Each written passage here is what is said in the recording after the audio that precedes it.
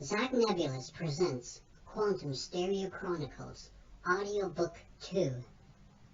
Title: General Concern. The heart of the main city of Zendar was proof that they still adhered to the old monarchy, while most other nations of the world had different forms of government. Taxes were paid and services like roads and security ran smoothly. The royal palace sat in the middle of a large city, and it was a major tourist attraction with millions pouring each year. The two anxious discoverers drove the four-door light-color sedan automobile ever so slightly above the speed limit as to maintain the law, but also to be a little bit thrilling.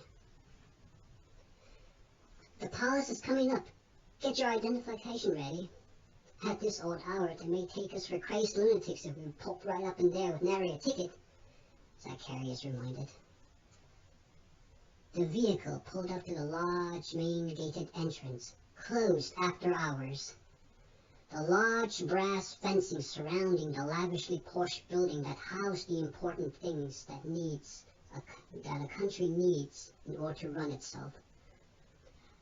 A security guard, dressed in the traditional colorful orange and red striped guardsman coat, stood on duty and walked up to the car, where Sam unrolled his window to show him his pass. "We are here on urgent affairs, and we need to speak with the Queen this instant," Sam said. The guard, a bit past his prime, who was eager to get back to his flat and retire after a long night's service, and was groggy, said this: "'Tis a bit early, don't you think? The palace is not yet to open, not for an hour and more at least." He looked down, and then he recognized Zach. "Oi, Zachy boy, is that you? What in arm's name are you doing up here at this time of day? Her Majesty hasn't even started off her day yet."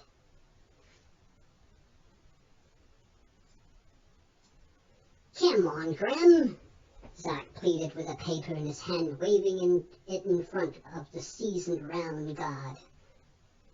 "This is very important information that me and Sam have just discovered, Top secret stuff."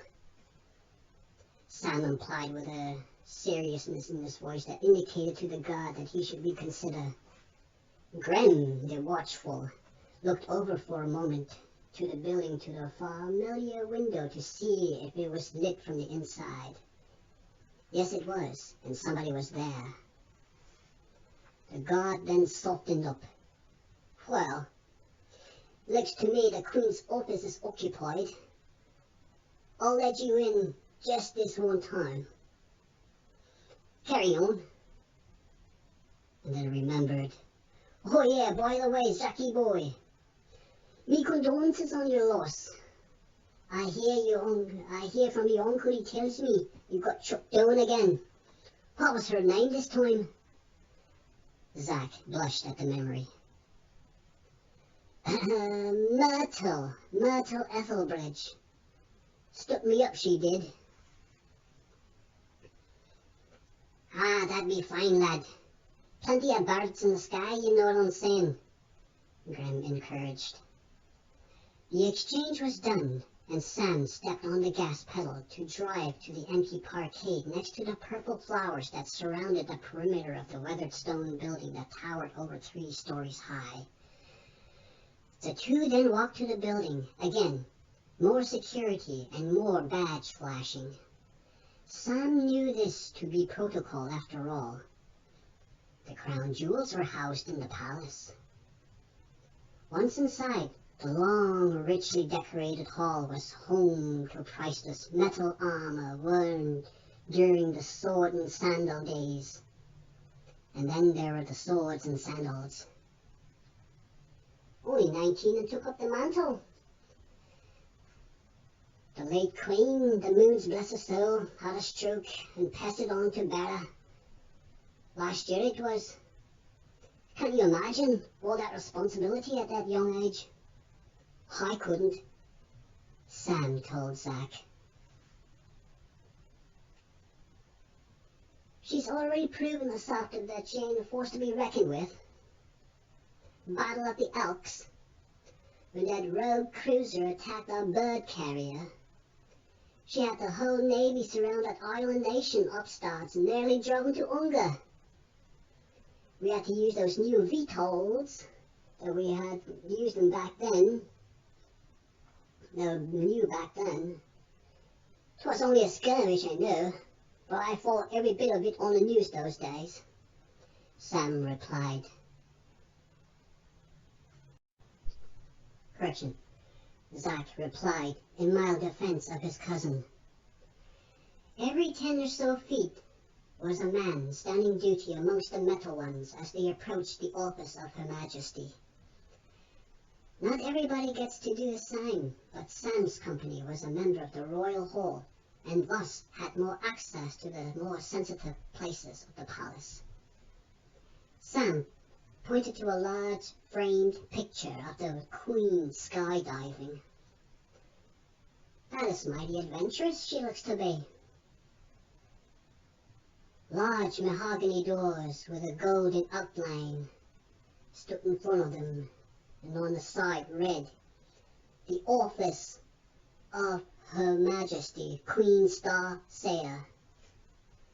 Zack put up a hand, just about to knock on the door, but then it clicked ajar as it buzzed open. He was about to walk inside, then he noticed at the top of him there was a camera that seemed to wink right back at him. Then he went inside. Samuel followed this as this was the first time that he had ever been to this part of the palace. This was where all the senators arrived to and work from the morning till the end of the day. Suits were slowly starting to fill up the hallway at this point, undoubtedly heading to their offices. Good gracious, dear child, let me fix that. Agnietta, the wizened dame, said to her beloved niece and daughter. Your hair. Honestly, she fussed. I don't know why you chose to come in work so early this Thursday. Anything sort of war could have possibly waited until after the morning tea. She huffed away the morning bags under her eyes. Eyes that have seen the passing of her sister not but a year ago, and still had the courage to accept that she was not going to see the crown of Zendar. Not that she ever wanted the crown anyways. She had power herself where it was valuable, which was in the economy. Is it quite done yet? Star Sayer, the outgoing, crossed, if only for a brief moment, while the old battle axe placed pins here and there on the Queen's otherwise immaculate coif. I got a call on the horn this morning. It was from Zack. Said he had important news to share. Something they found with all that equipment up there. Heavens bless our loss, dear matron. But you still have to look your appearance. You hold the powers of the world, nay, the world at your fingertips. And your word makes and breaks laws. One has to look her best when company is around. Agnietta turned her head and threw eye daggers towards Zack and Samuel as they stood ready to be addressed at that moment. Master Zack? Your pardon? Zacharias reddened, if only for a brief nod, but bowed to his cousin. Sam did so as well, but did so awkwardly that he fumbled his box and dropped it along with its contents. Excuse me, Your Grace, Sam apologetically said as he went down to pick up his material that had spilt onto the red carpet flooring. Quite all right, Mr. the Queen amused with a slight grin. Wibbleby, Wiggleby. Samuel Wiggleby, at your service. Sam embarrassed with an even lower bow.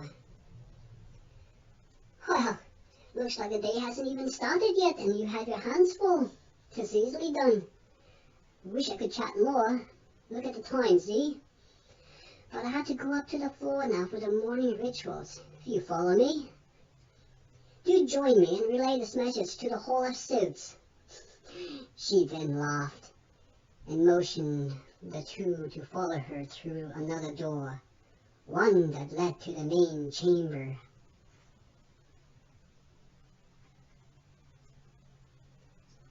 Zack and Sam stopped short after the main chambers and waited until the council was finished with its opening rituals, one that was headed by the Regentess. They had been both excited to tell Her Majesty about the discovery they had made at the observatory this morning. Sam looked at the ground and twiddled his thumbs, as he would do often if he was nervous about something, but he didn't need to worry. Sam, take it easy. I'll do most of the talking. All you have to do is just take care of the slides and we should be all right, Zack said, and they could hear the speaker announcing the arrival of them to see the Queen. The rituals were done, and the brazen Queen motioned them inside to the main center. May I give the floor to Zacchaeus Nebulous, heir to the House of Yorlingshire, the becoated addresser spoke. Zack saw the Duke sitting on one of the seats in the room that was part of the main Senate. Though he did not say anything to him, in their minds they said hello through nods. And then he started to unfurl some papers and place them on their reddish individual desks. Good morrow to you all. I would like to take this time to say it's a great honor for me to be standing here in front of the House of Lords this morning. Especially honored to be standing in front of the Queen herself, Starsayer Cell the First, my dearest cousin and leader of our great country. Zack started. I have always wondered about something. It was always in my face this whole time. The sight of the arm of God. I grew up hearing stories of how it came to be. To tell you the truth, I've always wanted to go up there one day.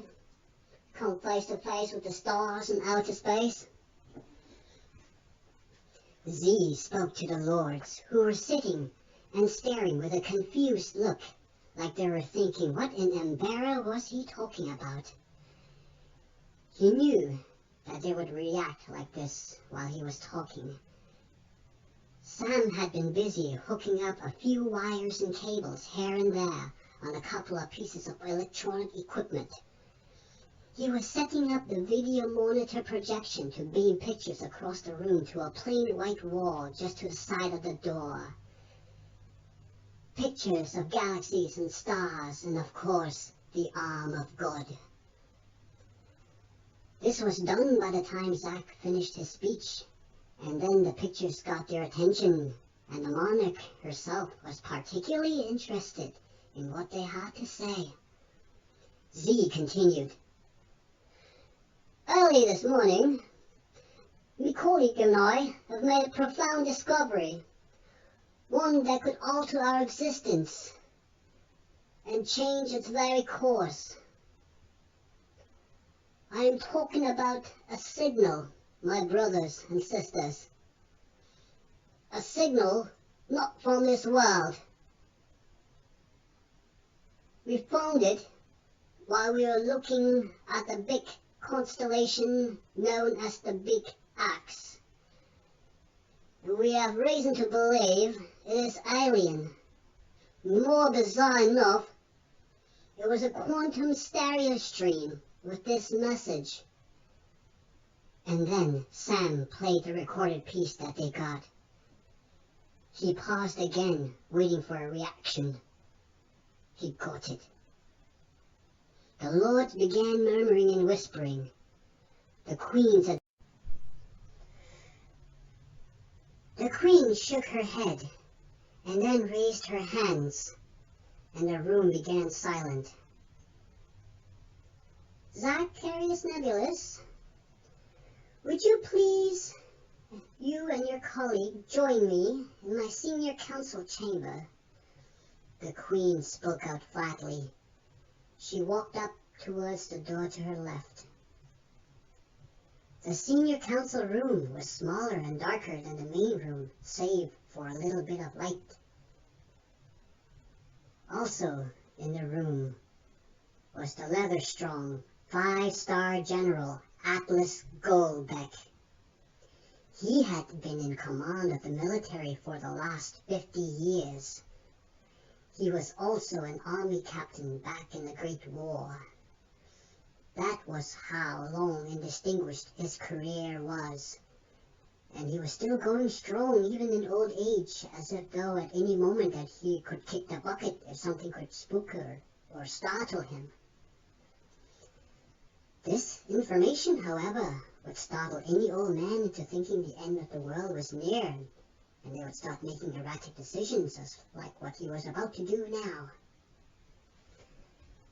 Zacharias, I wonder if you had thought about it very thoroughly when you had decided to share this kind of information with the public. This damage could be difficult to contain now that you have said it. News of something bigger than them could shock and dismay the public. They could react violently. For all we knew, the aliens could be hostile. Probably sounding like they're friends just so they can make us reveal our position. And then they may attack us. I wasn't aware that we had any military protocol to follow in the event that we did pick up any strange signals. Zach answered back. He stood straight and looked into the general's eyes in defiance and boldness, but meek inside at the thought of facing an old gun like the general, who stared right back coldly. That observatory is used to study the cosmos, as well as our own solar system. Is that correct? Queen Starsayer spoke to the general. The pins on the general was taller than Zach, and it seemed to blind him, short of being the deckhand that he was. While it is public property, I see that something such as this, which could be a potential security risk, I don't think... General, Starsayer interrupted.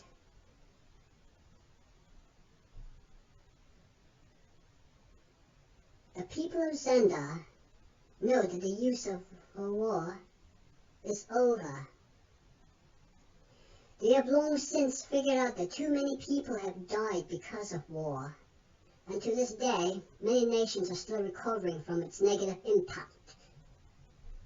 Our kingdom has helped others in financial aid in the hopes that they would have peace with us at last and not have to suffer anymore. Now that they have strong economies, they can pay tribute back to us, and we have that funding for something that we could come and use. Well, I say that this new startling discovery will make the people realize that once they know that we are not alone, we will put an end to our destruction and work together in the name of a bold new prosperous frontier. Is that right, in your opinion, Lieutenant Nebulous? Lieutenant? The general's eyebrows nearly smashed through the roof. Well, then that makes it different. I should court-martial you for disobeying the secrecy rule.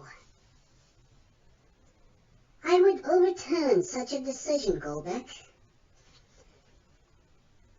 Starsayer said. We will make this public, and what's more important, we will restart the space program. I've had enough stargazing. I want to go. See to it that we launch a whole new series of space probes so we can learn more from that particular star, the Queen finalized.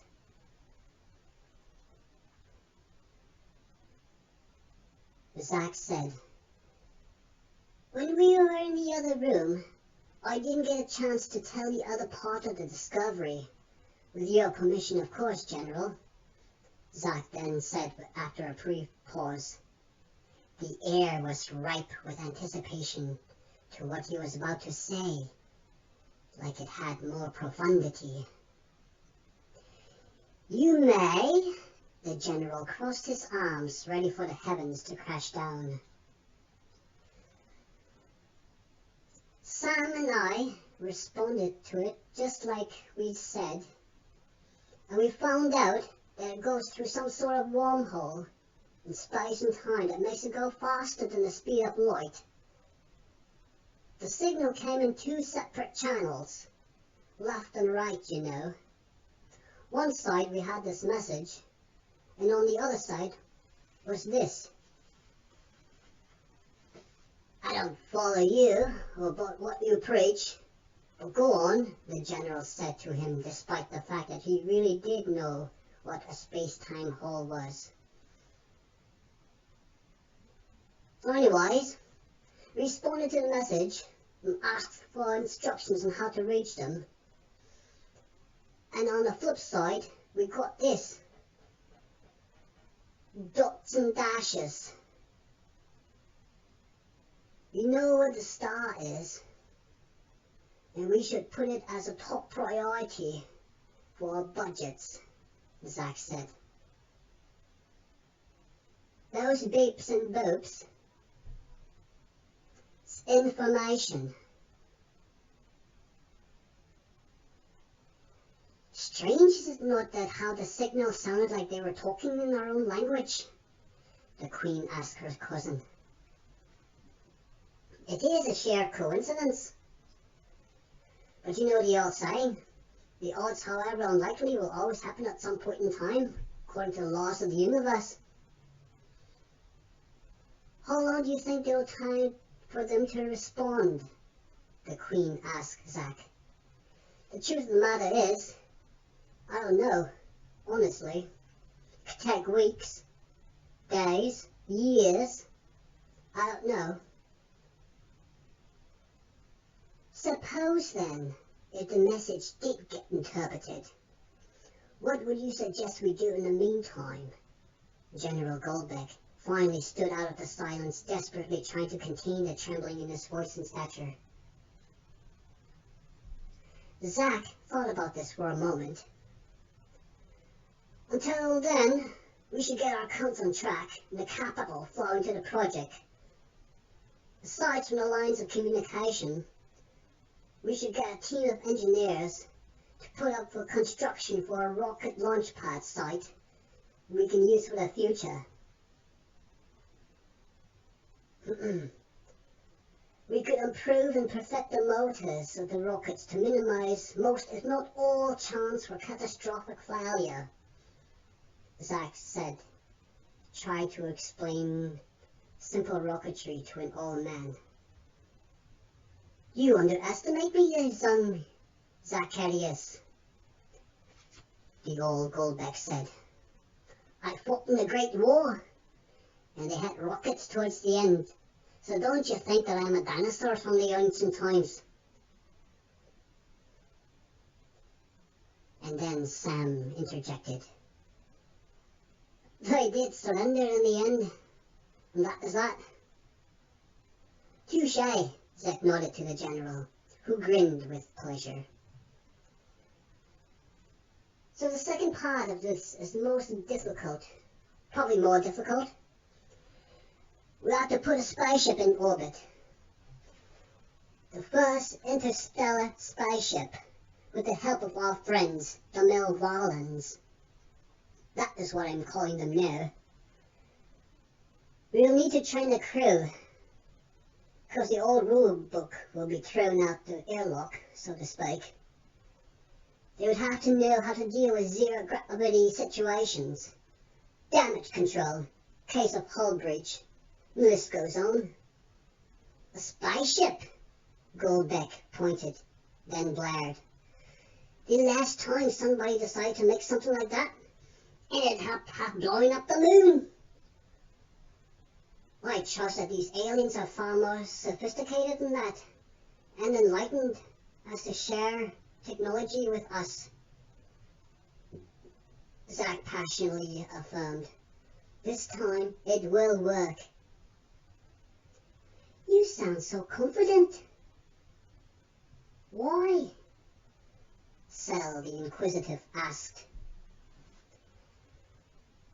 Because I truly don't believe they mean us any harm. They shared their technology with us in the name of cooperation. This is apparent, Zack replied. Suppose they do give us the holy grail of space travel. Gave. We already have it. The information is there, Zack pointed out. The general resumed. We build ourselves a spaceship. Then after that, we have to have military protocol following that, so we can build our own military fleet, Goldbeck said. Edgingly, Zacharias knew that, in truth, he felt the same way. A planet would need defense, but that would come later. And to now the Queen said, the first interstellar starship should not be a military ship.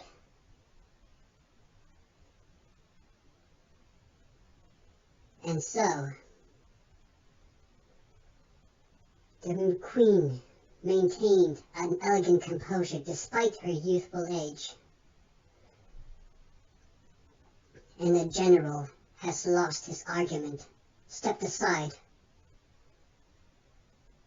So once we've built this said spaceship, what do you suppose we do with it?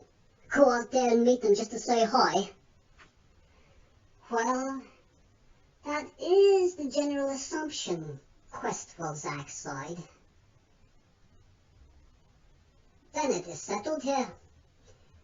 We will go forward with this path and see how far down it leads, Starsayer said. Now that we're done with this matter, it's time to go back to the spaceship topic. The valiant Queen explained that they would have to put up a vote. We should have to make the people decide whether or not they should pay higher taxes to fund this project. Or if not, a private venue would have more say over it. They were done, and then they went back into the main room where the audience of lords were still clamoring and murmuring, eagerly awaiting for them with much anticipation. The Queen sat down again on her main throne to make the announcement. My fellow senators, I have decided to make this information public for all Zendarians to hear. It is true that we have been contacted by aliens from another world, and that could very well affect our way of life as we know it. We are no longer the only ones in the universe. We are one in a sea of worlds. We shall make our voices be heard from here on end. We shall restart the space program and build a new launching pad. That would show the people that we are on the start of a new era, the Queen said. The lords talked once more, and that was one of excitement and anticipation, and that was one Zack was pleased with. For once, the people didn't reject this type of transition so willingly. It was a truly beautiful moment, and he could already hear the roars of exotic space propulsion engines zipping off into space in his mind. And the feeling of that made him feel all warm inside. Zack said to the senators, "I had a dream once, looking up at the stars and wishing that one day they'll go up and reach it. I realized that dream will soon be reality. I am confident that our new alien friends would help us in our understanding, never-ending quest for knowledge between fellow man and the universe." There was an applause. Many applauses. And then Goldbeck defeatedly cautioned one last time, "Your Highness, please reconsider. If you make this public, then you risk damaging a religion as old as time itself, one that has kept this country together for the last 800 years. If you tell them that they are not the center of the universe, things could very well come crashing down."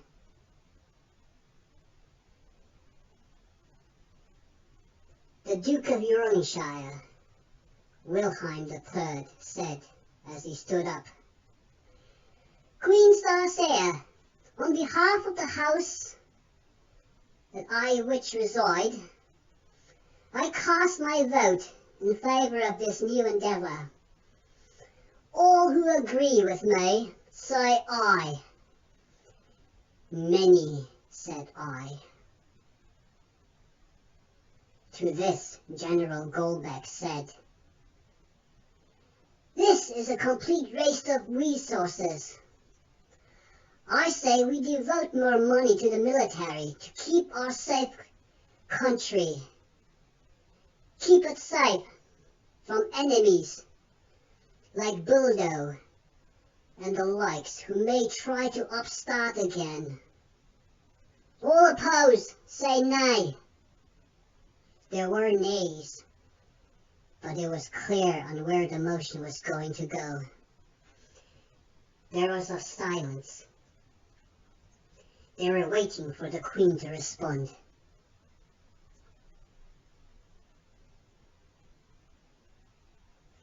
"I believe I had already made my decisions known," Sel said in a calm, poised manner befit for a queen. "It is done. We shall make a new department devoted to this, and I shall call it the Department of Space Affairs. Zacharias, if you may not mind, you have the honor of heading the said department, and I shall make you personally in charge of handling the bridge between both worlds. Are you up to the task at hand?"